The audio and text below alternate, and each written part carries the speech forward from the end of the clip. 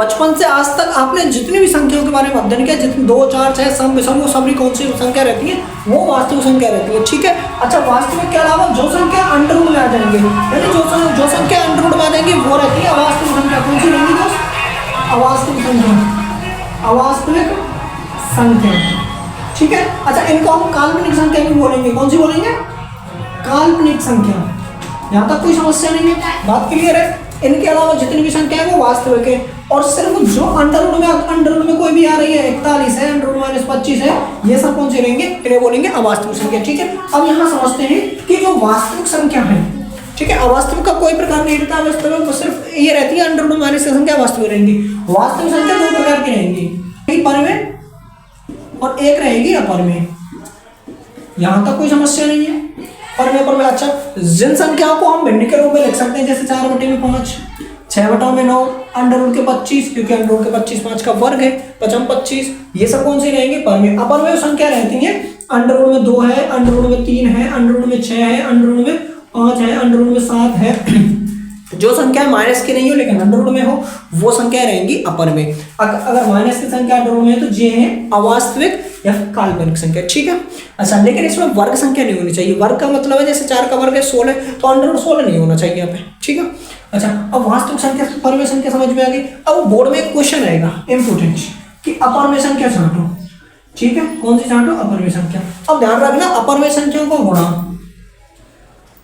अपरिमेय संख्याओं का जोड़, घटाव और भाग हमेशा क्या रहेगा? हमेशा रहेगा अपरिमेय। अच्छा, मैं ढंग से समझाता हूँ इन चीजों को। कैसे अपरिमेय रहेगा?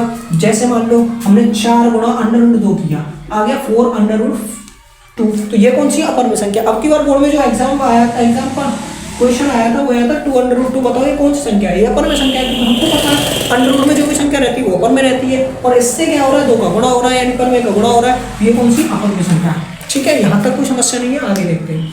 अच्छा, अब अपरिमेय संख्या क्या प्रकार की रहती है? अपरिमेय संख्या तुम्हारी 2 प्रकार की रहती है। ठीक है, पूर्णांक और दशमलव। पूर्णांक का मतलब है जैसे 8/4 है, ये कट जाएगी, कितनी आ जाएगी? 2, ये पूर्णांक है। अच्छा, लेकिन 8/3 है, इनका भाग देंगे, 3 दूनी 6, फिर 3 दूनी 6 और 3 की 18 डॉट डॉट आएगी। ये कौन सी? दशमलव संख्या है। बस क्लियर है तक? वास्तविक, अवास्तविक, परिमेय, अपरिमेय, दशमलव संख्या और पूर्णांक संख्या हमने समझ ली थी। ठीक है। अब हम समझते हैं सम संख्या कौन सी रहती है। देखो भाई, सम संख्या वो रहेगी अगर कोई भी संख्या है, अगर उसके पीछे 0 है, 2 है, 4 है, 6 है, 8 है, तो हमारी सम संख्या रहेगी। एग्जाम्पल के तौर पर मैंने ये टोटल इतनी बड़ी संख्या लिख दी। ठीक है। अच्छा, पूछा जाए ये सम है या विषम है ये संख्या, तो देखो पीछे 6 है और 6 इसमें आता है ना, ये सम संख्या है। समझ में आ गई? अगर इनके अलावा कोई भी संख्या मिलती है विषम संख्या, तो विषम संख्या में क्या रहेगा? 1 रहेगा, 3 रहेगा, 5 रहेगा, 7 रहेगा, 9 रहेगा। अगर ये किसी संख्या के पीछे मिल जाते तो वो कौन सी रहेगी? विषम संख्या रहेगी। ठीक है। जैसे मैंने एक संख्या लिखी 4, 6, 9, 8, 5, 4, 3, 2, 1। अब ये लास्ट में देखो, लास्ट में इतना 1 है, 1 किसमें था? विषम में, तो कौन सी? विषम संख्या रहेगी। ठीक है, सम और विषम समझ में आएगी। अच्छा, एक सबसे इंपॉर्टेंट है भाज्य और अभाज्य संख्या। भाज्य एवं अभाज्य संख्या, इनसे रिलेटेड क्वेश्चन मिलता है। भाज्य संख्या जिसमें हर किसी का भाग जा सकता है, यानी 2 संख्याओं से ज्यादा का भाग जाएगा। अभाज्य में किसी का भाग नहीं जाता। जैसे मान लो 4 है, 4 में 1 का भाग जा रहा है, 2 का भाग जा रहा है और 4 का जा रहा है, मतलब 4 भाज्य संख्या है। ठीक है। जैसे 8 है, 8 में 1 का भाग जा रहा है, 2 का भाग जा रहा है, 4 का भाग जा रहा है और 8 का भाग जा रहा है। ठीक है, इसके गणना का समय। अच्छा, वो 12 है, देखो 12 में किसके? 1 का भाग जा रहा है, 2 का भाग जा रहा है, 3 का भाग जा रहा है, 4 का भाग जा रहा है, 6 का भाग जा रहा है और 12 का भाग जा रहा है। मतलब ये सब कौन सी संख्या है? ये भाज्य संख्या है, क्योंकि इनमें कई संख्याओं का भाग जा रहा है। लेकिन अभाज्य संख्या कौन सी है? एग्जाम्पल के तौर पर मैंने लिया 2 में 1 का जा रहा है और 2 का जा रहा है। मैंने लिया 3 में 1 का जा रहा है और 3 का जा रहा है। मैंने लिया 19 में 1 का जा रहा है और 19 का जा रहा है। ठीक है। मैंने लिया जैसे 23 में 1 का जाएगा और 23 का जाएगा। अगर इनके अलावा किसी का भाग चला जाएगा तो ये किसमें आ जाएगी? भाज्य संख्या में। अब कौन सी? अभाज्य संख्या। इनसे रिलेटेड एक क्वेश्चन बनता ही बनता है। ठीक है। अच्छा, अब यहाँ से आते हैं, एक रहती है अंकगणित की आधारभूत प्रमेय। क्या रहती है? अंकगणित की आधारभूत प्रमेय। आधारभूत प्रमेय। अच्छा, अब अंकगणित की आधारभूत प्रमेय क्या होती है? बढ़िया, इन अंकगणित के आधारभूत प्रमेय का मतलब है जैसे हमें दे रखा है 40। ठीक है।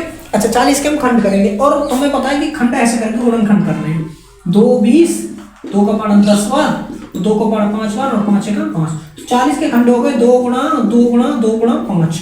तो हमने भाज्य संख्या को अभाज्य गुणनखंड में तोड़ दिया, क्योंकि 2 2 2 और 5 ये भाज्य संख्या है। तो यही है हमारी अंकगणित की आधारभूत प्रमेय। ठीक है, अच्छा इसको हम कैसे लिखेंगे? इसको लिखेंगे 2 की पावर 3 गुणा 5। अब की बार बोर्ड में एक सवाल आया था, बोर्ड में कौन सा सवाल आया था अभी देखो, 22 फरवरी 2026 को बोर्ड में ये एमसीक्यू में आया था कि 1000 के अभाज्य गुणनखंड ज्ञात करो। तो हम 1000 के अभाज्य गुणनखंड ज्ञात करेंगे तो उनके खंड करेंगे। ठीक है, ये रफ्तार का काम है।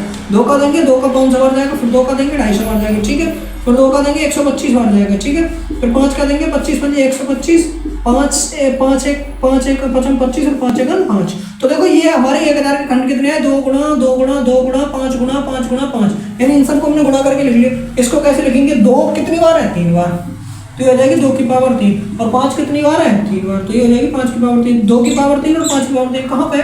2 की पावर 3 और 5 की पावर 3। ठीक है, अगर ऐसा क्वेश्चन आता तो आप कर लोगे। ठीक है, अब हम करने वाले हैं अगली क्लास में एक्सरसाइज करेंगे 1.1। Thank you.